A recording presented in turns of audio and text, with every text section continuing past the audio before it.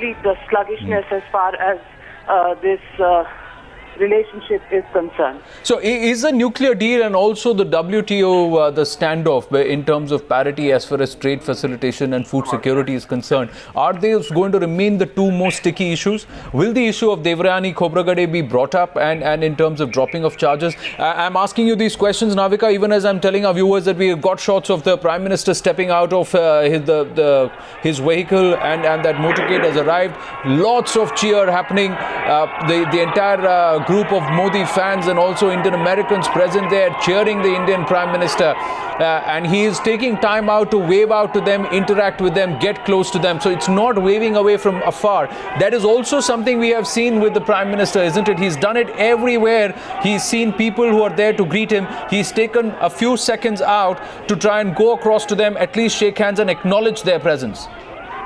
That's right, the Indian American community, 3 million strong Indian American community coming out in large numbers to support Narendra Modi. In fact, it's a new enthusiastic crowd which is looking at Narendra Modi's leadership as a change from the past and as something that has brought new vigor to the representation of India here in America. So they are coming out in large numbers, and Narendra Modi walking up to them. He did that in New York, of course, even as he arrived. And then, of course, he went on to Madison Square Garden, which was a total frenzied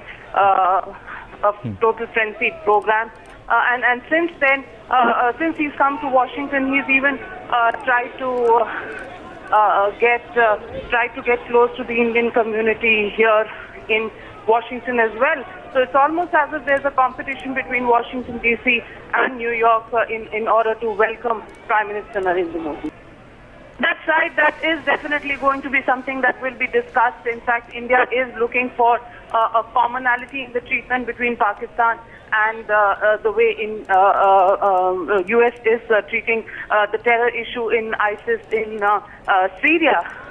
And he's made this point in several speeches that he's made in the US, that there cannot be any difference between good terrorism and bad terrorism, and that is something that will resonate in the meeting between the two sides. So on the one hand, where we are expecting a joint commitment in terms of fighting ISIS and India joining hands as far as the UN peacekeeping forces are concerned, will that be reciprocated with a commitment against Pakistan and safe havens for terror? Well, clearly, as far as safe havens for terror are concerned, the National Security Advisor with the Prime Minister is there for that particular discussion on how they cooperate on tackling ISIS.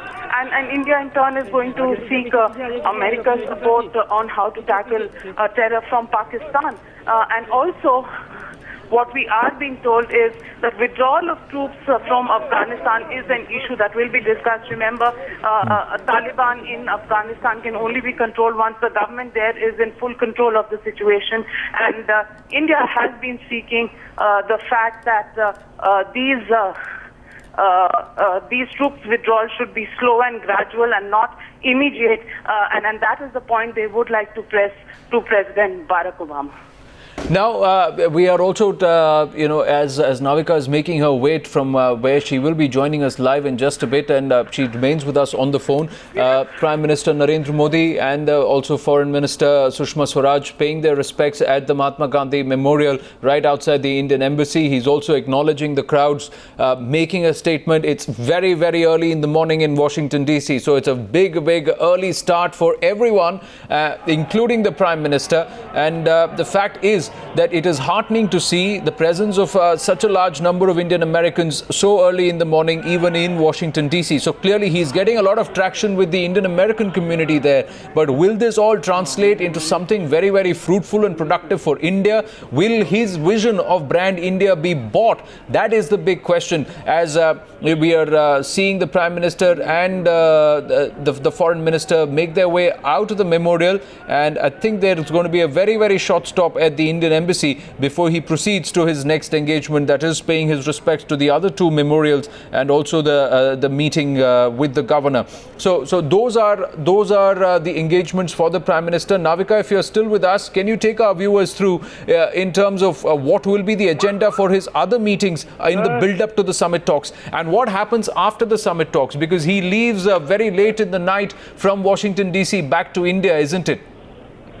Well, as per local time, he is, after this visit to the memorial, likely to actually come out and have meetings with Chuck Hagel, the Defense Secretary, and the Governor of Maryland is also likely to call on him. Following that, there is the visit to the memorial of Martin Luther King that he will do. And after that, of course, he departs for White House for his restricted and summit-level talks with President Barack Obama. Those are the engagements. And after that, he is also participating in USIBC reception, clearly meeting businessmen, and he is likely to make an address to the business community. And for the first time, we will hear from him what he has in mind as far as the business and financial community here is concerned.